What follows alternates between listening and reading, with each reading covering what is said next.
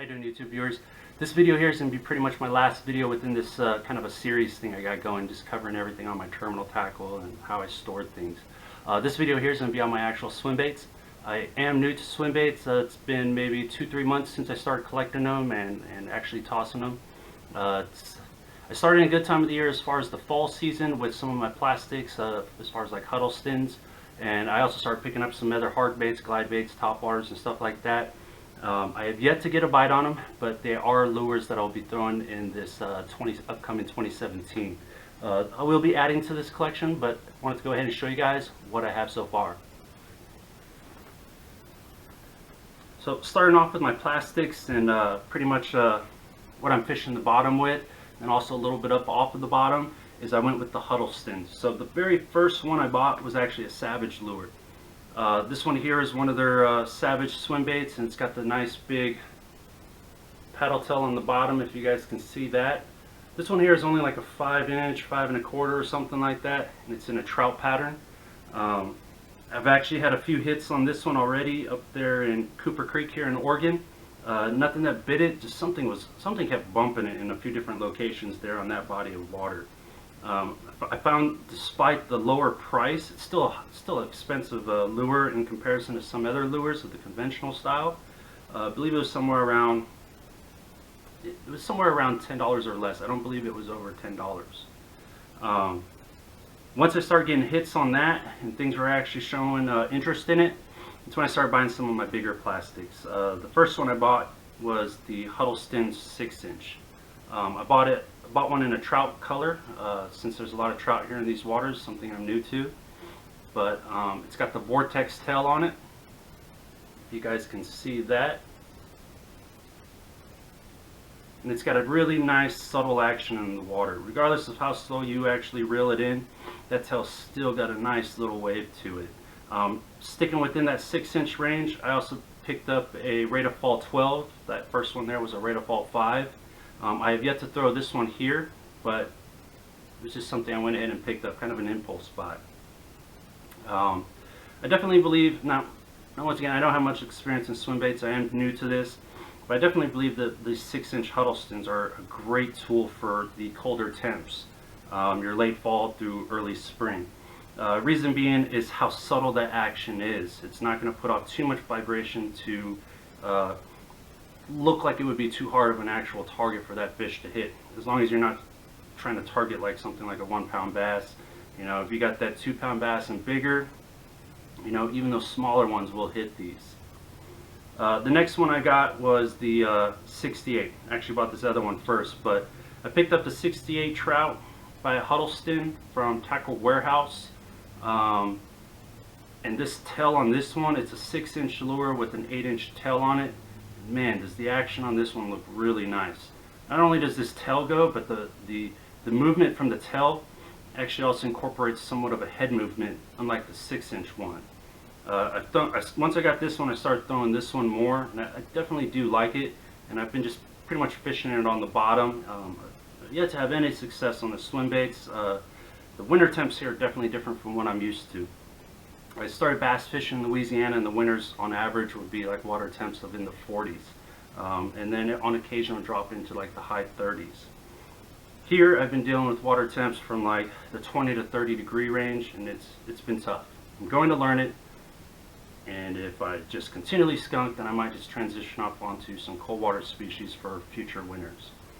But I also picked up the 8-inch trout from Huddleston, and even though I knew I didn't have a rod yet to throw it on, it's just a beautiful lure. It's definitely a big lure, but once I start getting catches on these 6 inches and I get some confidence in those, I'll probably step it up to start throwing this 8-inch. And I do have plans for buying a rod for throwing this guy. And if you don't know already, I'm a huge Garcia fan. So I've been looking at the Dobbins Fury series rod, my local shop, and it's like 110, something like that, which is a great price considering the rod I'm thinking of getting is the Garcia's Toro rod, which is a Veritas 2.0 Toro. And I'm going to get their heaviest one. I totally forgot what it was, but it's something like 4 ounce to 10 ounce, which will allow me to throw this, and if I ever get daring enough to buy the more expensive lures, those larger ones as well. So as far as what I throw these on, I've been throwing them on one of my punching setups, my frog rods, and it's a Garcia Veritas 2.0, and it's a 7.9 heavy, and it's rated from 5/8 to 3 ounce. So with the 6-inch Huddlestons, it's been working great for me. So I haven't been able to check it out on as far as hook set and reeling in on a fish yet, which I'm hoping to do in this season. But this is what I'm currently throwing my 6-inch swim baits on, and some of my heavier ones. So if you've watched any of my actual reel disassembly reassembly videos, I'm a huge Max series fan, which are Garcia's budget reels. They're the $100 and less reels. I thought I had every single Max series reel that they have, to include the exclusive Walmart Max Z version, and then I realized that Garcia came out with a new reel. How new it is, I'm not exactly sure, but I picked up the Garcia MaxToro reel, and once I get some time on the water with it, I'll do a review on that, and as well as pretty soon, possibly within this next month, I'll probably do a disassemble, reassemble on this one. As with all my reels, within the first month of purchase, sometimes within the first few days of purchase, I like to break them down, remove all of the actual manufacturer lube and oil, and lube and oil it myself. I just find they put just an excessive amount of actual lube on there, and I found that once I remove all of it and I put my own on, the reels seem to work much better. So originally I was using a Garcia S reel, which was working fine, and it worked really good with these swim baits. I've been now throwing the MaxToro reel with these 6-inch HUDs, and it's got a nice slow gear ratio. It was something like it's a 5:3 to 1 gear ratio, 5 bearing reel. It's got like 25 pounds of drag or something like that on there, and it's got a nice big spool. I have some vicious 20-pound fluorocarbon, and it was a 200-yard spool. I think I got about 180 yards of this fluorocarbon on this reel. So I'll be definitely sometime in the future picking up the Veritas 2.0 Toro rod, which is their heavy lure rod. It's one of the rods that are being more focused towards your swim baits and everything, massive. Almost forgot one or two. I also have a few other plastic swim baits. I picked up a Castaic Catch 22. It's a line through lure. Comes with your treble, and the actual line will feed through, and you can either bottom hook or top hook your treble hook.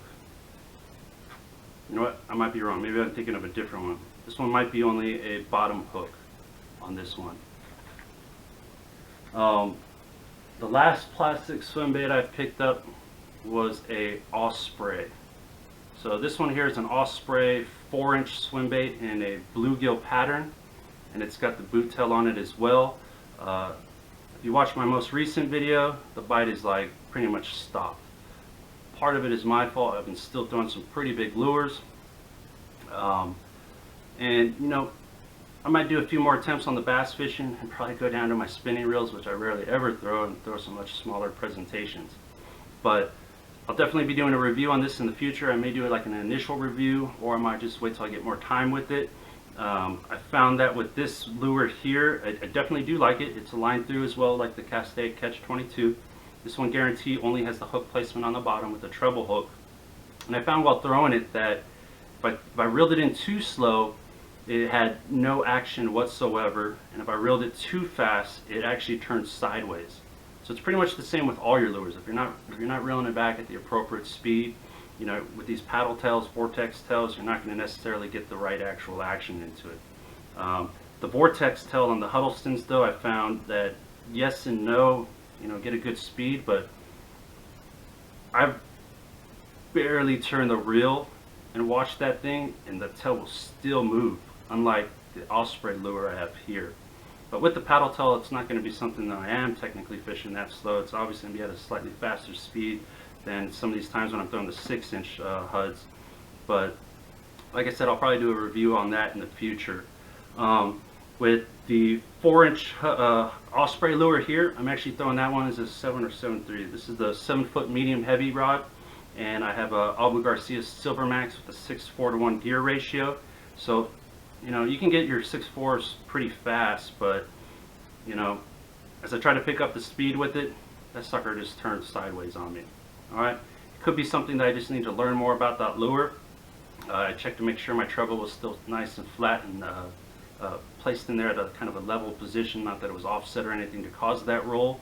But like I said, probably be doing a review in the future, if not at least an initial review on the Osprey Swimbait lure here. So we'll move into my other swim baits. Like I said, I don't have much, I'm just starting.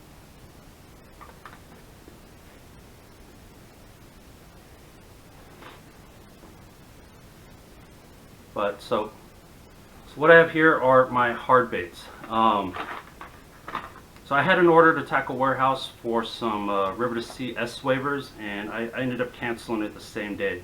So I already had these Savage Gear 3D Glide swimmers, and I knew if I bought those I would be rotating, or if I found it instantly I liked the S waver better, I would probably not throw these. So I canceled that order so I can get more time with these 3D Glide swimmers from Savage Gear. And I gotta say, you know, just because a lure has a higher dollar value doesn't necessarily mean that the lower dollar value ones aren't any good. With all of my swim baits, all these lures here, I've yet to catch anything on, so I can't talk about as far as durability goes, but the actual swimming action on these 3D Glide swimmers, I do definitely like it. With these Glide swimmers, I've been throwing them on either my 7-foot medium heavy or onto my 7'3" medium heavy, and that's worked just fine for these smaller lures. These ones here are like a 5 1/4 inch length. I can't recall the actual weight, it might have been like an ounce or something like that. But when I first started throwing them, I did a direct tie due to the water temps. I figured, you know, it'll possibly help with a little bit less of an actual wide glide to them, and it definitely did do so. So with that direct tie, it did limit the actual glide to the side, the S waver pattern, and it does work. I'll have to still play with it a little bit more before I give a real good in-depth opinion on that. But I have this one here. I want to say this one here was called Hitch. I also have the Trout pattern. And then I also have the Blue Flash pattern. Now from the last video I did on these, I had a few comments stating that I got a really good deal on them. I bought them from one of my local tackle shops, and they were only $10.99 each. And after I got those comments, I started looking them up, and I guess they actually average for like around $14.99. But going back to the actual tie, this Trout one actually had a split ring on it from purchase, and just recently, you know, not that I expected to catch anything, I just wanted to get more time on the water with them. I actually tied to the split ring, and in comparison to the direct tie to the split ring, it definitely had a much wider pattern within its actual glide. Now it could be anywhere from a difference between the actual manufacturer, between the hitch color to the Trout, or it could have been the difference within that split ring. I definitely like the action with that split ring. It just had a nicer glide to it, and soon in the future I'll be trying out the snap locks, which should be giving it a much larger glide or more action to the lure. Some of my other lures here, it's not necessarily all that big. If you're just a conventional fisherman, when I first got this one, I was like, man, that thing is huge. And now I've started getting some 6-inch and bigger lures, and you know, it's not all that big to me anymore. But this one here is the Biwaa 7 in the 4-inch model. It's got the 7 sectional body, and this one here is in a shad pattern. Those of you who buy Lucky Tackle Box, you might have this one already. And it's a nice lure. Definitely a really nice lure. The swimming pattern is it's like an S-wave, but it's a much tighter pattern, and it just really flies through the water. I've used this one on my 7-foot medium heavy, and it was definitely just too heavy of an action rod. So I downsized it to my 7-foot medium, and I could definitely get much better casting distance out of it. And when twitching the tip of my rod, it just added to the capability of the action to this lure. One thing I did find with this lure, though, with its lighter weight, is it is a sinking lure. It doesn't sink very far. From the limited time I've used it, I only got like a foot or two. Granted, I did have 20-pound braid main to a, I think I might have downsized it to a 12-pound fluorocarbon leader. I was only getting down like a foot and a half. But I did find when it got real windy out, it lost all action, and I was noticing it was just starting to swim sideways. So with your flat dead surface with a light chop though, it still had a really nice action to it. During Christmas they had a pretty sweet deal with Predator tackle. It was 2 for $20. So this is one of them here. This is the Diving Hen from Predator Tackle. And then if you can see that, I definitely need to get more time on the water with this lure. I've only taken it out once, and I took it out on my 7-foot heavy rod with a Revo STX. It's like a 7 to 4 to 1 reel. And I tried slow reeling it, you know, like a regular average pace and fast retrieve. But the action was definitely wrong for it. I do need to try it again on one of my medium heavy rods, and just to get more time on it before I actually give any opinion on this. Initial opinion is I hated it. I hated the action, but I had it on a 7-foot heavy rod, which I definitely do not believe was the right action rod to be throwing this particular lure on. Like I said, it was a deal. I had 2 for $20. So the other one I actually just had out was a Sunday or Saturday or something like that, and that is this Predator Rat. Man, the color of this rat is awesome. Hopefully you can see it in this video and it does it justice, but I can't recall the actual pattern color, the color name. I want to say it was called Joker or something like that. And it came with the red tail on, and I also have a black tail that it came with. This one and the Diving Hen were both $20. The rat, I believe, was something like a 4-inch length, somewhere around a half ounce, or somewhere around an ounce, and the duck was just a little bit bigger than the rat, minus the tail included in the length. So like I said, I was just out on the water with this one. I wanted to test it out. You know, with the bite being so slow, I wanted to get some time in on the water with some of these new lures, just to test out the action and see how I liked them. And for the Predator Tackle Rat and Diving Hen, so far I definitely like this rat. I've watched a lot of the Spro BBZ One Rat, or whatever that rat's called, and it moves a lot like the videos I've watched on the Spro Rat. It's got, you know, it's got rattles in it, and it's got a really nice wake to it when you're reeling it through the water, whether you're reeling it slow or fast. The faster you reel it, the more it'll actually dive and just kind of turn into somewhat of a subsurface bait. And I really can't wait to catch something on this rat. You know, I really like this one. I'll probably buy another one, and I still want to try out the Spro Rat as well, though. As of now, the last time I looked, this is the only size they carry though for the rat through Predator Tackle. And once again, it's somewhere around like a 4-inch plus whatever length for the tail. As far as what I was throwing it on was a Veritas 2.0 Abu Garcia rod, and this one's a 7.3 medium heavy. And then I got the Abu Garcia Pro Max, which is a high-speed reel. It's like a 7.3 to 1, 7.4 to 1, something like that, 7.1 to 1, 7.1 to 1 reel, and it worked just fine. You know, despite it being a high gear ratio, it's going to move as fast as you reel it. So an average speed, it's going to be pretty fast, but if you just barely crank it, you can get a nice slow retrieve out of it. And I tested the Predator Rat at various different speeds, and regardless of what speed I reeled it in at, it really had a nice action. I didn't check its, like, you know, 180 capabilities. You know, I did do some twitches of the rod to work it somewhat like a jerkbait, but I had it out there way too far to see exactly what the action was. But while doing so, I could tell it did have somewhat of a walking style to it, and put off really nice good wake with this bill on the front of it. Definitely like the Predator Rat. We'll probably be buying more of those.